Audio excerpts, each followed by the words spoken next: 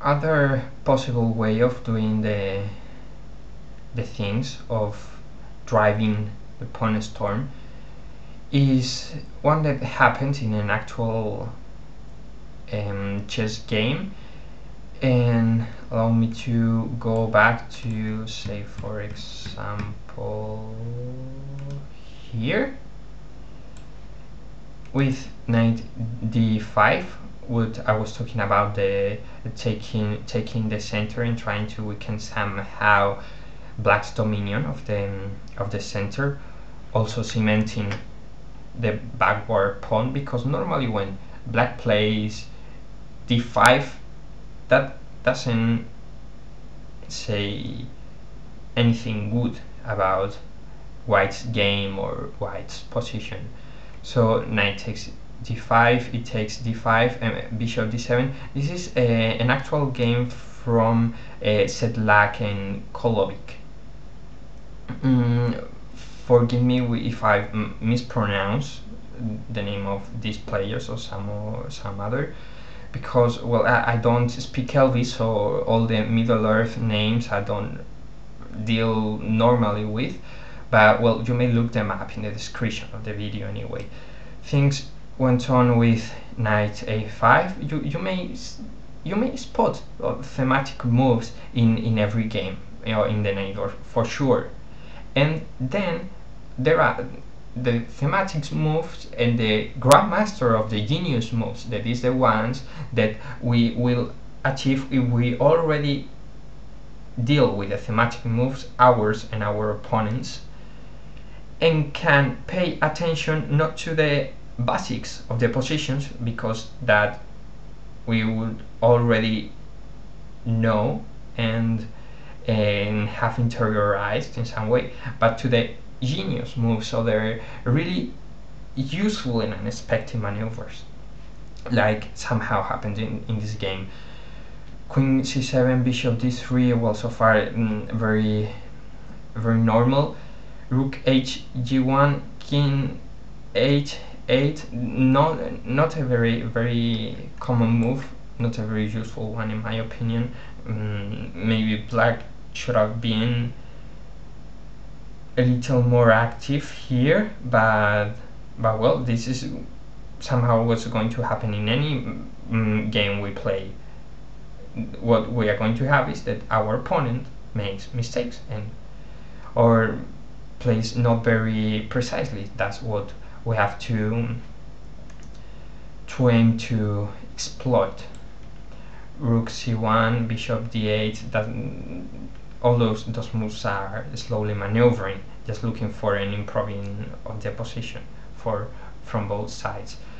Knight c6, removing attackers. Well, that's not a genius move anyway, because now those pawns can travel freely, but once you have played knight a5 and knight is stranded there, of course you can't lose it without any compensation. Queen takes c6, bishop f5, rook b8, bishop g4, just all those kind of maneuvers, not only from Najdorf's positions, but, well, there are most of the times the difference between the player who gets initiative and the one who has to defend or just plainly lose. Here what we were talking about, the f4 hold, that, well, knight can get out of h5 through f4, but if we have some piece to attack it, we're going to end up with a better position anyway after we get the pawn. Queen c4, queen d2, of course, not releasing the pressure. They would have supposed a queen trade here.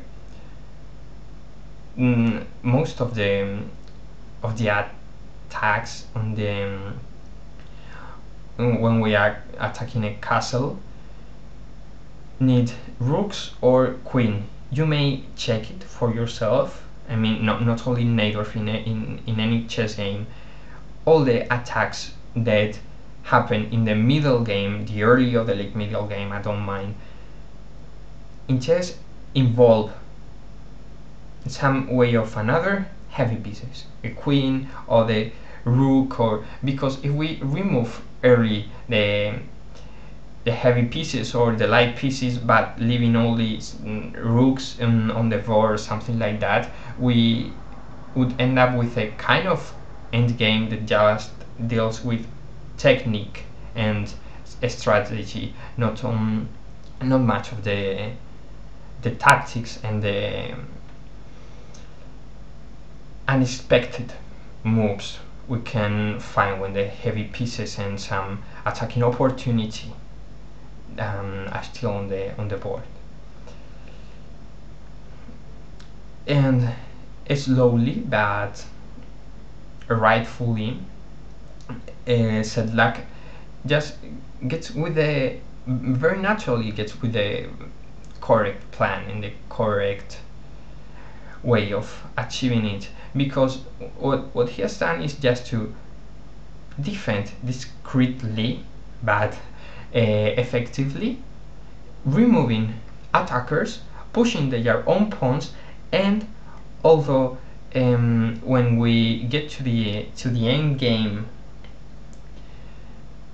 it's necessary to keep playing for the black guy to surrender, we can conclude that white has the upper hand and it's black who will have a difficult time defending because he's doomed to defend passively. This could have been a draw if black would have defended superbly, but well, it ended up with the white player Sedlak winning. So most of the times when you are planning your attack, your pawn storm, if your opponent defends properly, you ain't going to have the opportunity to crush him with some tactical blow or something like that. But well, that's not the fashion on where most of the chess games are won anyway. So just stick to some kind of advantage.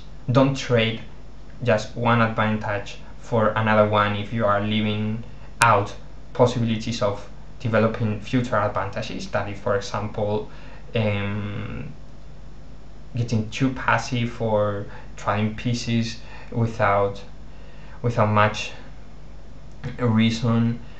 And well, here for example, the long-term compensation has been the removing of defenders, as we have said, because these pawns, kingside pawns, had a free highway to travel in at the speed they wanted to, and so finally Sedlak stuck a pawn here. It was what made him win. So other theme we could remember for games we are playing against, especially people who has a very similar level to us, that we can just outplay or outcalculate like they were just newbies in chess, is to stick to plans that are going to rent a long-term advantage. So even if Sedlak didn't make a pawn storm and trashed his opponent, he got a winning position, or almost a winning one, or at least one that is very hard to defend as black. Well, things as you may guess, and that badly for Colovic, who surrendered in here. And that's all for now, I think.